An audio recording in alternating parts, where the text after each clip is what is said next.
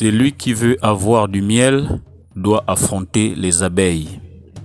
Celui qui veut avoir du miel doit affronter les abeilles.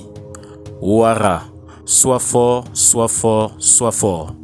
Ouara, sois fort, sois fort, sois fort. Ouara, sois fort, sois fort, sois fort. Bonsoir la famille, la paix sur vous, que nos ancêtres continuent de vous inspirer et que le Dieu Tout-Puissant, qui est l'ancêtre des ancêtres, continue de faire battre nos cœurs au rythme de la vie. Ici, Monsieur le Président, Monsieur Mapangou, je prends l'antenne ce soir pour prendre de vos nouvelles. Sans exception, il s'agit de tous les membres. Je voudrais prendre de vos nouvelles parce que il y a longtemps, nous n'avons plus parlé sur notre plateforme.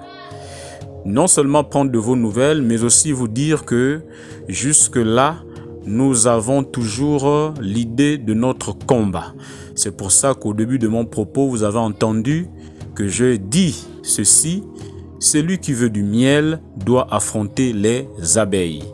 Messieurs, dames, nous sommes presque à 1 an aujourd'hui de notre procédure et malheureusement, nous n'avons toujours pas un résultat final suite à des difficultés administratives. De la justice à l'agence ANUTTC, nous sommes soumis à un vrai parcours du combattant. Donc vous êtes des combattants. Dans ce cas, je vous invite ce soir à prendre l'antenne pour qu'on y réfléchisse tous. Comment faire pour rebondir sur cette affaire?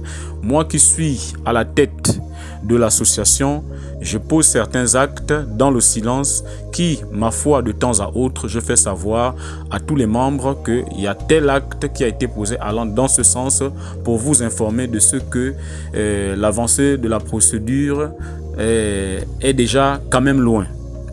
Donc de ce fait, je vous invite à briser votre silence, messieurs, dames, s'il vous plaît, brisez votre silence. Nous ne pouvons pas nous tolérer à garder du silence. Je sais pertinemment que les multiples occupations, les multiples problèmes que nous avons au quotidien font que parfois, à un moment donné, nous sombrons dans l'oubli de notre affaire du foncier. Mais sachez que si nous continuons de cette façon, eh bien, je vous assure que les efforts que vous avez fournis autrefois vont se réduire au point zéro.